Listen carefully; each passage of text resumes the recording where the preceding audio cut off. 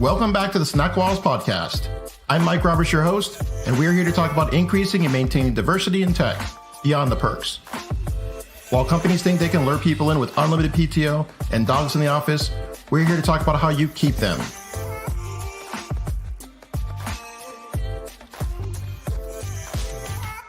All right, I'm going to throw it to our special guest for today. In a few sentences, can you tell us who you are and what is it that you do?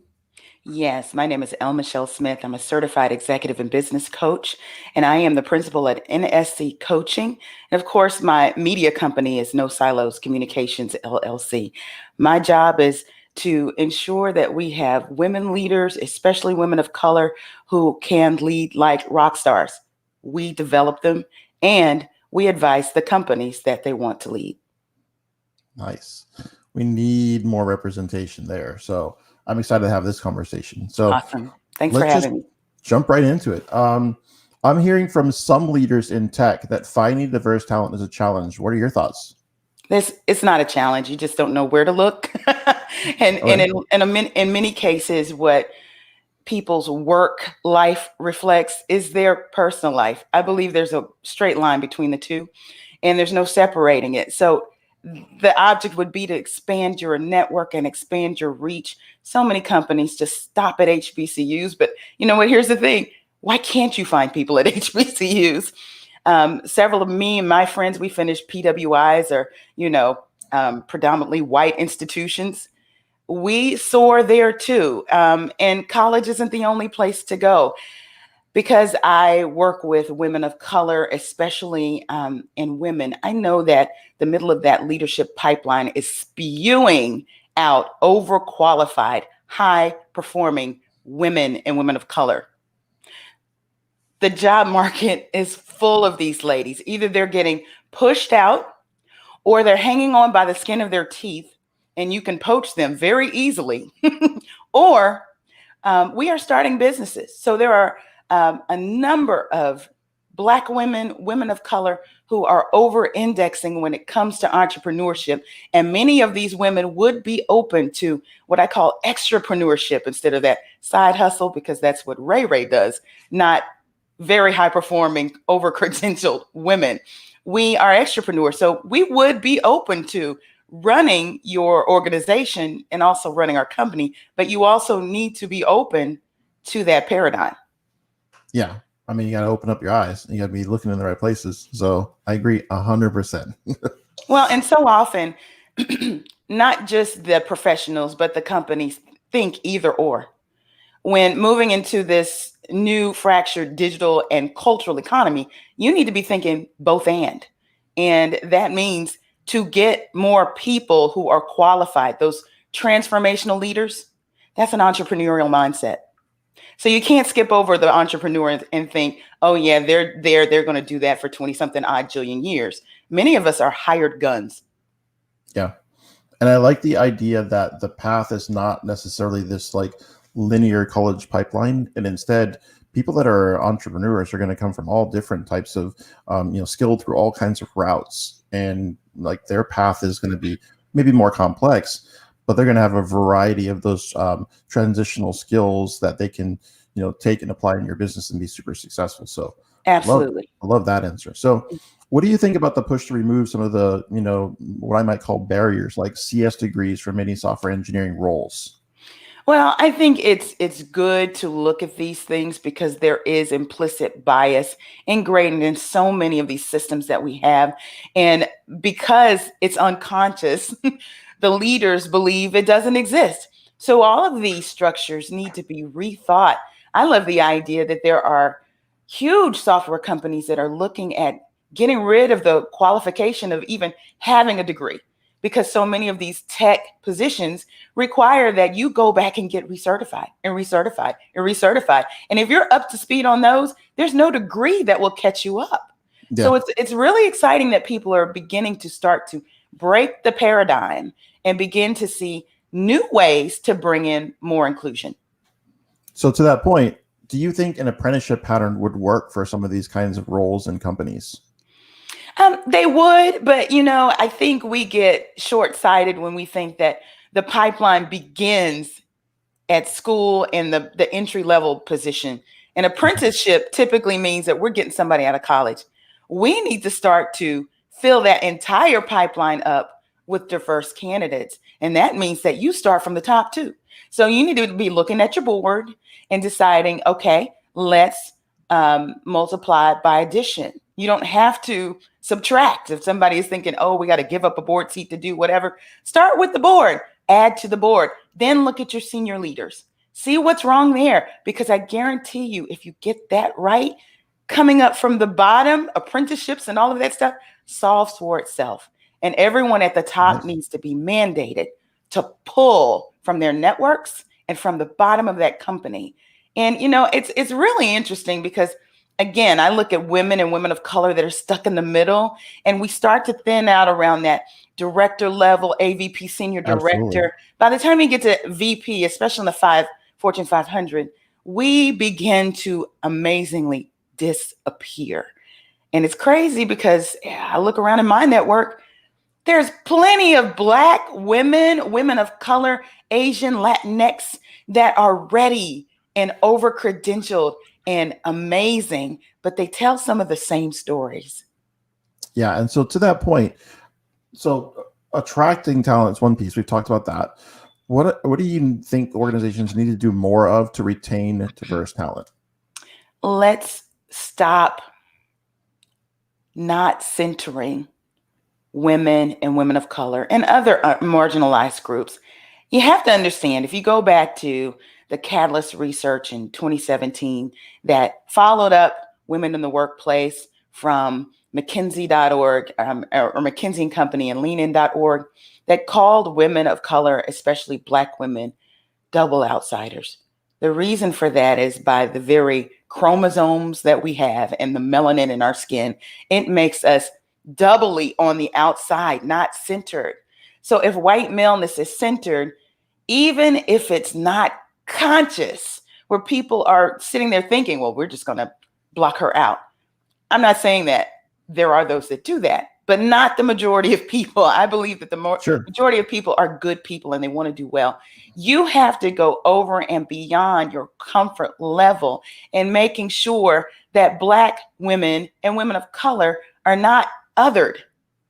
So that means that when you have your circle around the table, do something extra to pull somebody else in, because what we're seeing, again, people are getting stuck in that pipeline or they're spewing out in the middle, and you've got to make sure that they make it past that. So the underlying assumption is that there are people in your company already who can do the job. So stop overlooking them. Yeah. And it's about being a sponsor, right? Being able to pull them in and give them a seat at the table that they typically wouldn't be able to kind of get to on their own. Yeah. And to your point, it's not a zero-sum game. This is additive. This is bringing someone new, a new perspective into the room, adding their life experience and changing things. And I really liked the part where you talked about the having to be comfortable being uncomfortable. I talk to people the early part of their career about that. Like in software, you're going to have to get comfortable being uncomfortable. We're solving really hard problems that maybe no one solved before. That's our job. Our job is coming in to solve business problems. And so it really is important for people to not feel like when you're being pushed to be a little bit outside of your comfort zone, that's a bad thing.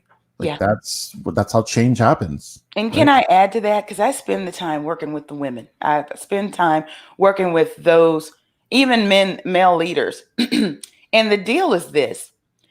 So many of us, through our generational exposures from our parents and even our grandparents in some cases, and even just culturally in our own circles, we get into habits. And one of those habits is that we stay loyal to one company no matter what. And we aren't agile enough, like our friends who are millennials who showed us, and we resented, that they would pick up and leave within 2 to 3 years to go get that next opportunity. And the beauty of that is we didn't know it back then, but now we know. Now we're down to companies not even keeping people but more than 3 to 5 years and probably less. But if you're hanging on to dear life for this company, that means that you are shutting out the recruiters and the hiring managers that are calling you, because I know they are. And you're saying, you know what? I am going to muddle through. I'm going to hang on to this percentage of an increase every year and the little bitty bonus that I have to argue over every year, instead of going and doing what Bo St. John has shown us is the secret sauce. Bet on your brand, pick up your credentials, and go to the next thing that's good for you.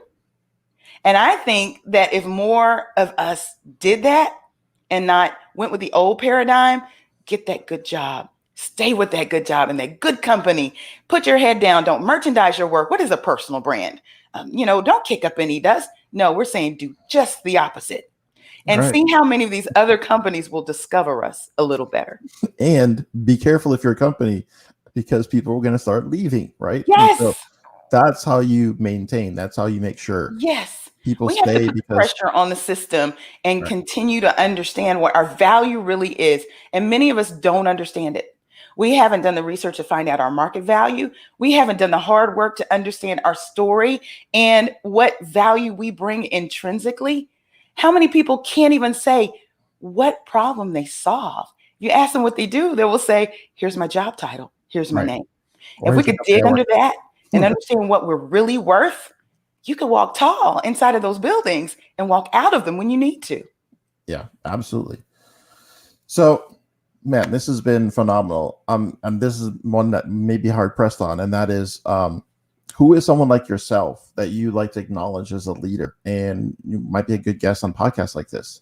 Oh, absolutely. Now, there's several in my book, and we'll get around to the book in a minute. No thanks. 7 ways to say I'll just include myself. There are several expert voices and executive leader voices, and many of them started in STEM, and they're at the CEO level. I like that. You need to seek out Cent Marshall. She is the first female NBA CEO ever in time, of color or not. She is a sponsor of mine. She's a mentor of mine too. And we started at an AT&T together. Now, it may be tough to get her because she's a rock star. And that's what this book is about, these rock stars, right? And how to become a rock star leader. But this woman has found a way to maintain herself, the continuity of her authenticity, and still run the business like a rock star. You're going to hear me say that word a lot. Cent Marshall is a wonderful person. She is a double E by training. She ran diversity and inclusion, which was her big swan song in corporate America, in the Fortune 500, at the Fortune 10, where we both worked at AT&T. So, when the Mavericks got into a little trouble, what did they do? And this is what they do with a lot of Black women, high-performing Black women. They go and call us. And because we are innovative, we can make something out of nothing. Because we're creative, we can do things with small resources and turn them into innovation. Because we run to the risk and makes ourselves a transformational leader, and we are overqualified, we can go in there and clean that thing up. Absolutely. And go on to the next thing. And Cent Marshall has done that. That's one. Right. I'd also say you need to seek out Cheryl Grace. Cheryl Grace is at Nielsen, Senior Vice President of Consumer Engagement. She is the one that churns out the data year over year for consumer markets and the segments, those underrepresented groups, to show what the buying power is. And let me tell you, those are the numbers that I was using when I was working at the Fortune 500 and trying to move programs forward. Very, very insightful lady who has some great things to say about not just diversity, inclusion, and marketing and PR, but also in retention and talent attraction. There's some others.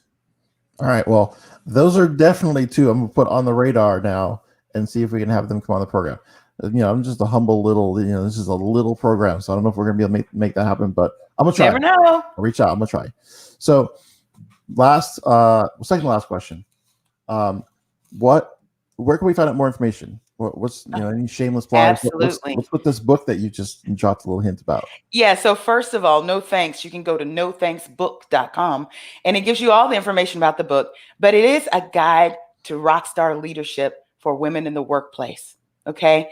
And ultimately, it is an executive coach in the book. And the idea is that so many women, because they're stuck in the middle, don't get to see the perks that everybody else sees as that senior leader or executive leader. So they may not ever have a company pay for a resource like me. So I'm offering access. Throughout the book, we have affirmations because at the core of the book is understanding your value, but understanding that there are real obstacles in bias, in rejection, in politics, in all of these things that you have to fight. Racism, they're there. But you have all this negative stuff that comes at you. And even what my mentor coach, Trudy Bourgeois, calls the itty bitty committee, the negative self-talk that comes at you, it talks you out of soaring. We have to counter that with affirmation. So there's 7 in the book. That's what the 7 ways to say is all about. But the hero in the book is understanding your value. The villain in the book is fear. But we do some really interesting things with applied positive psychology and a clinical psychologist that shows us how to flip white privilege in our favor and also use the pockets of Black privilege and other privilege that we may have in education and financial and corporate to move forward despite. Absolutely. Which we will continue to do. Right. Yeah. This is a continuation. And then I would also say, if you want to find out more about my coaching practice, go to nsccoaching.co. Awesome. We'll throw all that in the show notes so people will have links so they can get to you super easy. And last question. This is the most important question, of course. Yes. What have you been snacking on lately? What's your favorite snack? I like dark chocolate. But I'm also gluten-free, and naturally dark chocolate is gluten-free, but usually when you get it, you don't know if it's, without the impurities and all that good stuff. So Kind is the name of the company, and they have something called Bark, and I get the almond honey dark chocolate. I have had Kind dark chocolate before. It is good. So it is yummy, and you don't feel like you are messing up, the calories, and definitely staying away from gluten in my case. Nice. All right. I like it. So, Michelle, this has been fantastic. I really do appreciate you coming on the program. Thanks so much. Thank you for having me. The San Diego Code School is a proud sponsor of the SnackWalls podcast. The San Diego Code School is leading companies to tech equity. The tech-enabled apprenticeship program is a venture whose heart is to do a lot of social good and do good work. You can help San Diego Code School secure funding for change by hiring developers, bringing a team in to relieve your backlog, or becoming a program sponsor. You can visit us on the web for more information at http:// SDCS